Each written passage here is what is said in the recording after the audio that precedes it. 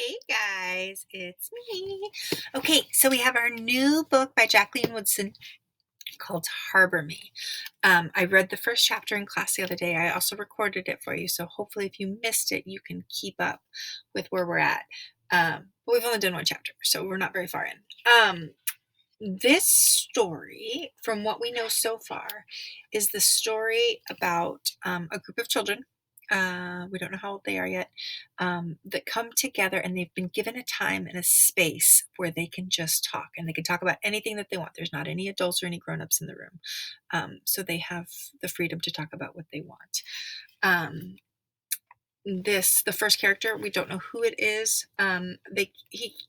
They keep repeating, we think they took my poppy. We don't know what that means, but they mention it a lot, and they also talk about their uncle who is moving out. Their uncle is a musician, and he's moving out, and it seems to be that they are very close.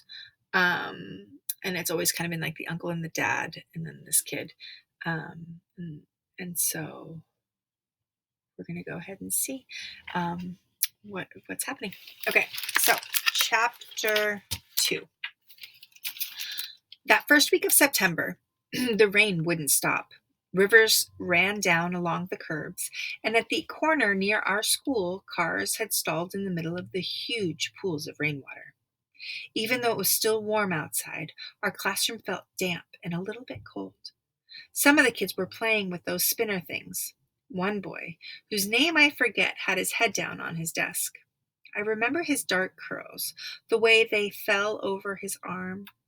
For some reason, those curls spiraling over his arm and down onto the scratched up desk made me sadder than anything. There were 8 of us then. Our small class had come together because the school wanted to try something new. Could they put 8 kids together in a room with one teacher and make something amazing? 8 special kids. Even though they didn't say it, we knew there was something different about us. We had all been in the big classrooms before, and our learning felt like a race. We were losing while other kids sped along. We made believe we didn't care that we learned differently, but we knew we did. And the school knew we did. The school knew we got laughed at and teased in the big yard, and that some days we faked stomach aches and sore throats to stay home. It was only September, so no one knew if this experiment would work. But our teacher, Miss Laverne, was tall and soft-spoken and patient. We loved her immediately, and the school itself had huge windows and brightly colored walls. My uncle said it was one of the best schools in the city. I had been there with Holly since first grade, so I didn't really have any other schools to compare it to. But if nice teachers and rooms filled with lots of windows made something the best, then I guess it was true. By the end of that rainy week, the boy with the curls had moved away, and another girl's mom had come in and fussed about her daughter being smarter than those children, while Miss Laverne shushed her, and guided her and her daughter gently out of the room. The girl looked like she wanted to sink into the floor and disappear. We never saw her again, but sometimes I wonder what it would have been like if she had gotten a chance to be a part of the art room. Remember, it was a room to talk. That was the acronym. If she'd gotten to hear what we heard, see what we saw. After she and the curly-haired boy left, only Miss Laverne and the 6 of us remained. An hour after class started on that Friday, Esteban came in, his head down, his hair slicked wet against his forehead, his Yankees cap dripping with rain. He walked straight to his seat without looking at the rest of us. I watched him sink into his seat so sadly and heavily it felt like the whole room shivered. His jacket was way too big for him. The shoulders hanging down his arms, the sleeves falling over his hands. I didn't know Esteban yet. I didn't know anyone but Holly, really. But I wanted to go over to him, hug him hard. I didn't care how dripping wet he was. No one should ever have to look that sad. Wow, what great empathy, right? Do you have a late pass for me, Esteban? Miss Laverne asked. She was standing at the front of the room, her arm stretched out towards the smartboard. I didn't remember what was on it. Maybe a globe? Our tiny group that year was a fifth, sixth grade class. This, too, was a school experiment. So they're kind of roughly your age, right? Is everything okay? Miss Laverne's dark brown face was crisscrossed with worry. Esteban shook his head. I don't have a pass, he said, his voice breaking. We think they took my puppy. Nobody knows where he's at. He put his head down on his desk and his face turned towards the window. Miss Laverne went over to Esteban's desk and bent toward him, her hand on his back. They spoke softly to each other. Maybe they spoke for 5 minutes. Maybe it was an hour. I don't remember. That was a long time ago. So much can change in a minute, an hour, a year. Chapter 3. While Miss Laverne talked to Esteban about his father that morning, I thought about mine. I thought about handcuffs. I thought about fathers being taken away. I thought about uncles coming to the rescue and mothers gone. The memory is mostly shadows now. My father's pale hands hanging from silver handcuffs, the cops pushing his head down into the police car, my uncle coming to me and lifting me up into his arms. I was 3 years old. When my uncle first came to live with me, I was afraid. It was this vague fear around the edges of myself. Whenever I got real quiet in class, Miss Laverne knew why. As I watched Esteban that morning, I felt it. The fear coming around the corner, finding me, finding both of us. I stared over at him. I wanted to give Esteban the same sign, my pinky pointing toward him while my thumb pointed toward me. I wanted to say, I know that thing, Esteban. I've looked out the window the same way.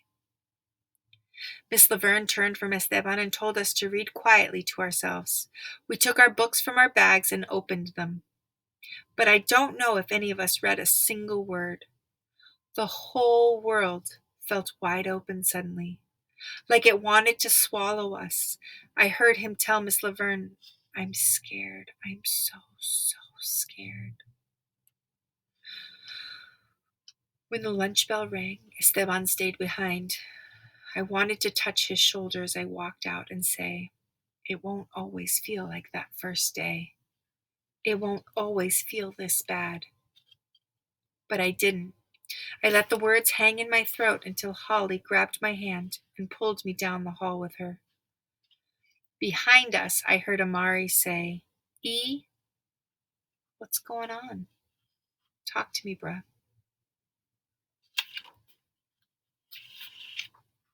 Chapter 4.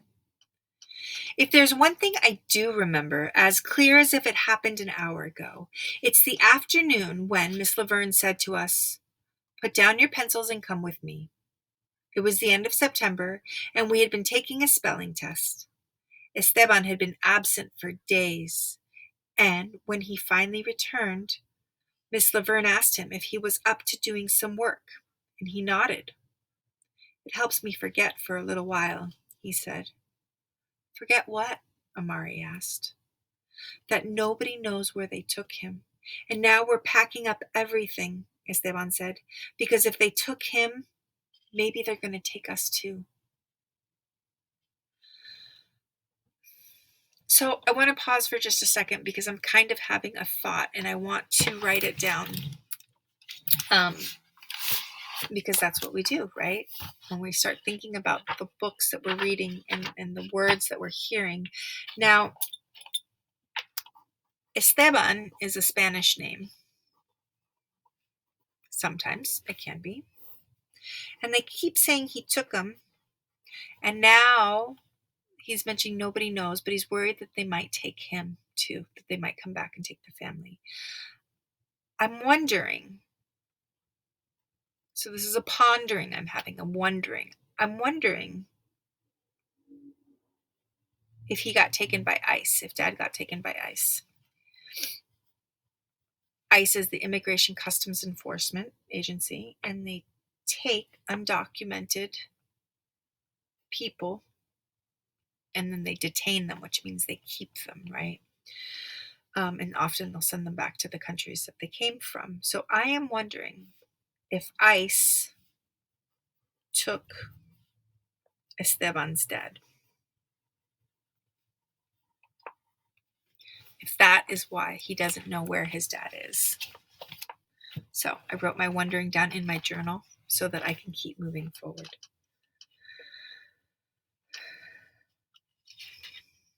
Okay. Forget what? Amari asked. That nobody knows where they took him. And now we're packing up everything, Esteban said, because if they took him, maybe they're going to take us too.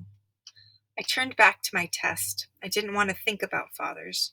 Mine had been in prison for 8 years by then. In the last letter we'd gotten, he said he wasn't sure what would happen with his parole. If he got it, he didn't know exactly when he'd be coming home. I remembered zero about living with him. Every good thing that happened had happened with my uncle. I couldn't imagine a different life. I didn't want to imagine it. Not for me, not for anyone. I was stuck on the word holiday. Did it have one L or two? My spelling had always been bad, but in Miss Laverne's class it didn't matter so much because we were all at different levels in one thing or another. The words you miss just tell me what you don't know yet, Miss Laverne always said. It says nothing about who you are. For some reason, that made me feel better. I was 11 years old. What 11-year-old didn't know how to spell holiday? Put down your pencils and come with me. The 6 of us stood up. Our school uniforms were white shirts and dark blue pants or skirts. We could wear any jackets, shoes, and tights we wanted. I had worn blue and white striped tights that day. Holly's tights had red stars on them. When we stood next to each other in the schoolyard that morning, our stars and stripes echoed the flag waving from the pole above us. We had spent the minutes before the bell rang dancing around it while Holly sang that old song about having a hammer. I'd hammer out danger, I'd hammer out a warning. I don't know that song. We stood next to our desks and waited for Miss Laverne to tell us what to do next. Amari pulled his hood over his head, then quickly pulled it off again, the way he did sometimes when he was nervous. Amari was beautiful. His skin was so dark you could almost see the color blue running beneath it. His eyes were dark too, dark like there was smoke behind his pupils, dark and serious and infinite. Infinite means never ending. In that 5th, 6th grade class, I didn't know how to say any of this. I wanted only to look at him. And look at him. Take a picture, it lasts longer, Amari said to me in such a cranky way, it almost brought me to tears. Ashton smirked, then pushed his hair away from his forehead and held his hand there. She doesn't want a picture of you, Holly said. Bad enough we have to look at you 5 days a week. She had left her desk and was heading over to the classroom library. I thought at first this was a boy that was the narrator. I didn't realize it was a girl until just now. Holly, well, when they started talking about the tights, I started wondering. Holly, back to your desk, Miss Laverne said. I want you all to take your books. We won't be coming back here today. We all gathered our stuff and followed her into the hallway. Miss Laverne took out her phone and said, Smile, people. In the photo, Holly and I had our fingers linked together, our tights looking crazier than anything. Amari had his hood halfway on and halfway off, and Tiago, Esteban, and Ashton were all looking away from the camera. The picture is taped to my refrigerator now. We all look so young in it, our cheeks puffing out with baby fat, our uniform shirts untucked, Tiago's sneakers untied. We walked down the hall with Miss Laverne, her heels softly clicking. I thought about how maybe one day I'd grow up to wear black shoes with small heels that clicked as I walked down a hall, and have students following behind who were a little bit in love with me. 2 small kids came running down the hall, But when they saw Miss Laverne, they stopped and started walking so slowly. I almost laughed. Esteban pulled his knapsack onto his shoulder and held it with both hands. You okay, bro? Amari put his hand on Esteban's arm. Nah, Esteban said. Not really. Amari moved his arm over Esteban's shoulder, and he kept it there. All right, we're going to stop there for today.